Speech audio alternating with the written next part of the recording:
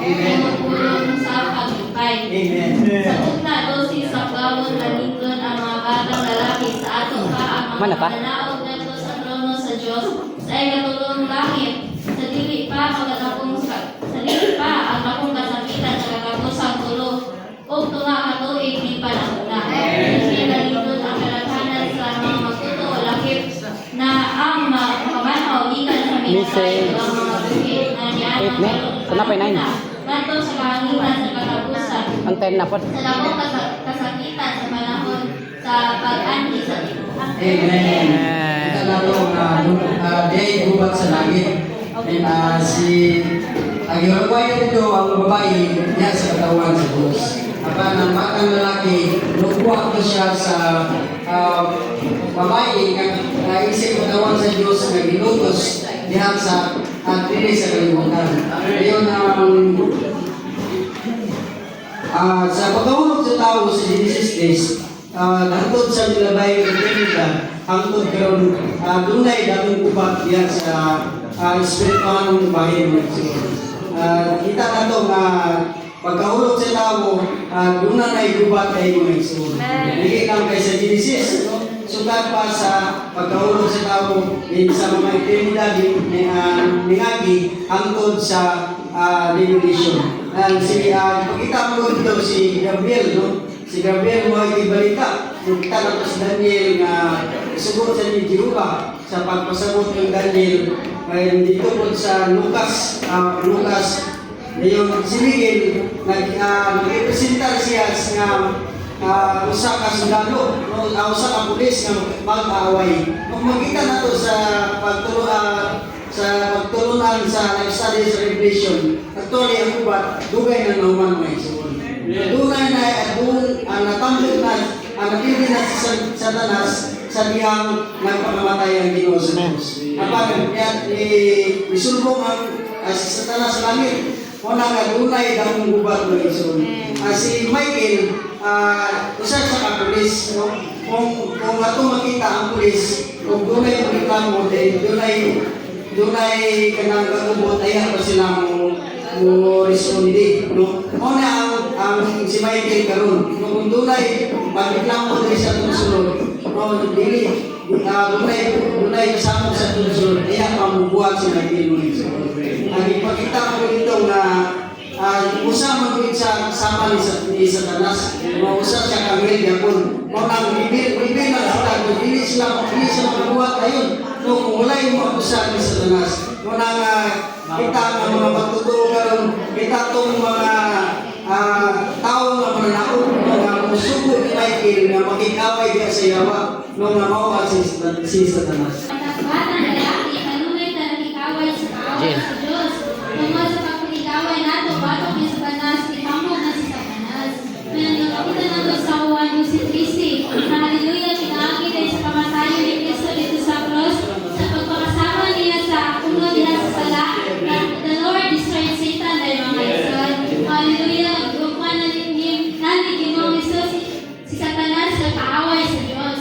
Usa pagkikinahanglan na ito karon mga ison, mga kadaugong magtotoo, ano mao kanang mo patuman dahil himing hukuma dahil mga ison. Kaya hallelujah dahil mga ison, nakita na dahil ang mga batang lalaki karon na nakikaway diha sa Ginoo dahil mga ison. Kung nakatulog kusog na tingog sa langit na nag-ingon. Karon niya ka ang kaluwasan, ug ang gahom, ug ang gingharian sa Dios, ug ang pagbunutan sa iyang Kristo. Kay gitambong na ang tikapusan sa atong mga igsoon, nga nagsumbong nila atubangan sa atong Dios adlaw gabi. Mga igsoon ay ipareha diri nga gingharian mo ang gingharian sa milenyo. Ang malabot nga gingharian. Sayang kita nga sa pagkasikasin karon, ang gingharian nga bawat ang ginabuhi, bawat higpit nga pagkinabuhi nato sa gingharian, sa realidad, sa husto ng iglesia, mga igsoon. Apan ato na pa mas mahigpit niini sa agi padayan sa buong 12 ang gingharian sa milenyo. So samtang kita nga mga iglesia manangumon diya sa pagpalit sa Dios upang sa gingharian, gituyugan nato ang pag-ambok sa pagpakingaway batok kay Satanas. Sa wala pa ang panahon sa gingharian, ana ang realidad ini. Sa kinaharian, gipadayan na kanato karon ang kaluwasan sa Dios. Apan mahimpit lamang ang mga kaluwasan sa panahon sa kinaharian. Nakaapil na ta sa karon sa Dios o pagtulutan ni Kristo karon. Apan nahimpit kapag mahimulos naton ini ay pa sa panahon sa kinaharian. Nga ipadayan sa bunga 12. Ang kinaharian sa milenyo. Ang tinakusan ng ingon diri mo ang yawa nga mao'y nagsumbong karon sa mga magtotoo at tumangan sa Dios adlaw ug gabi. Apan sa kapitulo 12 sa bersikulo 11 ingon nga gidaog nila siya ang yawa tungod sa dugo sa kordero ug tungod sa pulong sa ilang paghimatun ug wala nila higugma ang ilang inabuhi sa kalat bisan ngadto sa kamatayon. Nagpasabot nga gitubag sa dugo sa kordero tubangan sa Dios ang sumpong sa yawa matok nato o mapadaw nato kaniya.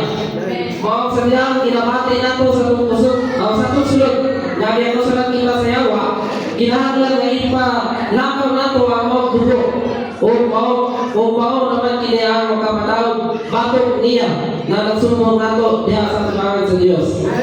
Ang puno paghimatun o ang puno ng gihugman nasa Ginoo ang yawa. Mao makabati nga ni taong pagnabusan sa yawa, isulti kaya nato aging paghimatun nga gibatukan na siya sa Dios. Ugwa nato higugma ang atong kinabuhi sa kalat, no? Nagpasabot nga dili kita amen mahigugma sa atong kinabuhi sa kalat nga mao natong pagalingon. Dumta ng tumilihan nino nato kini bisan gani sa atong kamatayon. Usa salamat sa Ginoo nga may atong kadaogan sa magsusumbong. Isumbong kung makahimo kag gamay sala bisan sa una ginasumbong na ta kanunay di Satanas apan gidaog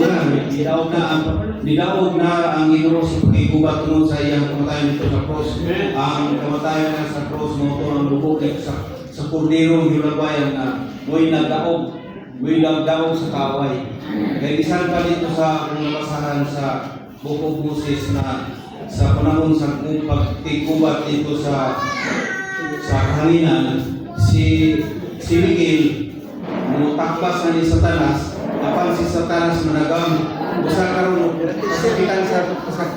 kasakitan ta sa mga isuon karon ay mga isuon na takpas nato dili ta managang mga isuon ako patikpak sa gitna kay ang kadaogan nato sa kay si Satanas mo yung trabaho igsumbong kung sa iyong una kung sa iyong buhat isumbong nila na uban bisano na isala mo ang tipik mo gyapon dili ka ikusay wala siya pasiguli ba sa usa ang isuon nga nagsubo na kayo galilot lang po siya kay nagugol siya di isulti na yung kagugol na po sa Ginoo karon malinawan ka. Busa ka, kung naasi sa talas, kanunay susumbong mo, ingna nga, gidaog na sa dugo sa kordero. Nga mo, dili siyang sumbong, si Satanas kung walay hinungdan. Kanang dunay hinungdan, dunay hinungdan siya nagsumbong sa Diyos nga ikaw mo kanunay kasala. Kaya nakita man ni Satanas ang imong buhat. Kanang imong buhat nga, kanang hinungdan ba sa imong sala, huwag iya kang isumpong kanunay. Busa, salamat Ginoo sa madaugong nga gubat, si Satanas napindi na mga ito. Hallelujah. Huwag dito ko ito na-play. Hagbayang gidaog sa Ginoo si Satanas dito sa cross. Then, wala makita na to diri ba? Yan na siya kanunay kitundang i-apply na to ang cross. Kaya siya nga bisan tuod na gilit na hingpit tinang sultihan na to ang yawa nga umanan gidaog na kayo. Gidaog na to siya pinaagi sa pulong sa paghimatun. Ang siya din ang sabot Abot diri ni yung Satanas. kwenta mo 16 man sa. Ang trabaho Tawag pa sa sa iyo 16 man kita sa. nga kinasukusan niya siya Sa dami ko. adlaw ug gabi. Kaya puno. So, hindi siya tulog-tulog. Tapos may son, kalimutan niya, pinaagi sa pulong sa paghimatun. So, pianaw nato si Satanas. Nagdahumata ang Ginoo. Dahuman na niya ang tanan na human sa Ginoo. Ito na, buko na niya siya. Ikutan ng lechon. Declare mo ito. Mawa sa Satanas. Kung hindi ka mo declare mo, itong pinunta, Samot na siya. Bangan. malipay naman siya. Pero kung nato siyang kaulawan, nato siyang i-declare kami na kadaog na ang among ginawa. Kumagay siya na nagmadaogan na siya. Kaya sa ito siya karon, ang ato ba sinatian, kano nga kita kusahon ni Satanas. Kano nga kita magdaogan mga itoon. Kung hindi kita kabalo, musukol niya. Usa, makasuko lang ta, pinaagi sa ulong sa Panginoon. Amen. Ang Hallelujah. tala ninato, ngayon ni Satanas ug sa iyang mga demonyo. Si Jesus Ginoo nga madaogon ang Ginoo. Amen. Tupok na si Satanas sa ilalong sa iyang mga panginoon. Amen. So, nagkakadlaw kayo. Hindi kita mag-practice karon. Saan mo na ito pagdungong sa Satanas sa malawot. Kaya salamat sa Ginoo nga natay kabiran na kanang kinagiban. Makadaog ka niya pinaagi ang pulong sa Panginoon. Amen. Karon na ison, tungod sa pagkahulog niya natipusa si Satanas sa kinabuhi sa kala sa tao. Kapalingon sa tao aron nakadaotan niya, dili jud natin mao ang atong kinabuhi sa kala. Kailan diyan nato ingon dili. Bisan pa sa Mateo 16:23, ang panini siya ningon si Pedro paaway na Satanas, pandulan sa mga butang sa Dios. Ayon dili sa mga butang sa mga tao. Kung wala ka magkatumong sa atong nauna sa mga butang sa Diyos o pagtumong Ginoo sa mga butang sa tao, mahimo na ka sa Satanas sa kapadulan sa Ginoo. Sa katuman niya sa tuyok sa Diyos. Mateo 16:24, og niingon si Jesus sa iyang mga tinunan, kung tunay buot musulod nato, pagpilihan sa iyang pagalingon o pagkasana sa iyang cross. Kaya nasunod sa Ginoo sa pagtuman niya sa tuyok sa Diyos. Alam nato ang pagpasal sa cross, pagpatay lang kanunay sa kamatayon ni Kristo. Aron matapos ang atong kawalingon na tuwali kanarwi o laang tao. Magpos naman yun. Kaya na, ibilihan nato ang kawalingon aron makasulod sa Ginoo. Salamat sa Ginoo. Son, nganong ayun ani ang himtang sa tao. Tungod kay tungod kay sa pagkahulo ni Adan, naging usa sa Satanas sa kinabuhi sa kalansutan. Una nga karon sa atong kahimtang usahay makahimutag maayo usahay por makahimutag sa utan o negatibo. Una nga unay kahimtang na turon. Kaya unay usa ka rason sa nganong na mapakyas magyud ang iglesia. Tungod manggod sa pagsulod sa Satanas sa atong kinabuhi. Amen ba daw? Kay natural na itong makahimuan. Atong kaugalingong gusto. Dayon ato ang darbo. Ato ang disposisyon. Ato ang mga prinsipyo. Ato ang mga tinagdan. Kawanong tinagdan nato. Mauni na sa ato ang tibuok na pagkatao. Muna nga, salamat sa Ginoo. Dunay cross. Mao ni mubatok sa tanan nato na natural na pagkatao. Na nato mga kahimuan, i-consider nga naagyon tatay tinagdan nga dili ta magkinabuhi sa atong kaugalingon sa bisan unsang paagi. Dili nato ikapakabililon ang mga butang dinhi sa kalibutan. Amen. Usa na siya karason nganong dili ta maka-overcome, dili ta makapadayon sa atong gustuhanong kinabuhi, dili ta mutubo sa kinabuhi tungod kay pining nga mga butang mao ni siya ang nakalikos alam nato. Muna nga salamat ta nga dunay pulong nga kanunay magtilo alam nato adlaw-adlaw.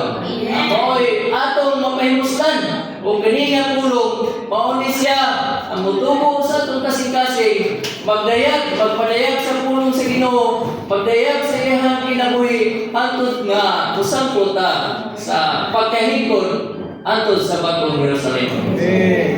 Ang mga tao gitugta nagsakripisyo sa kawalimong halad na inom nga napuno ni Kristo. Alamig kong bino aron mahimo ang bino alang sa Dios.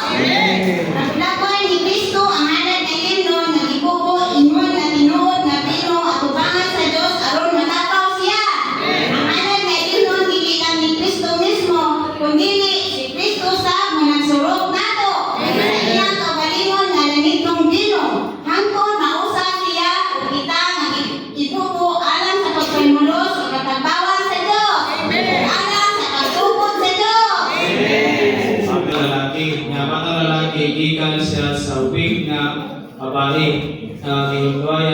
Giugbayan sa iglesia. Pero kanyang wig nga babae, makapanuba din siya o man-child.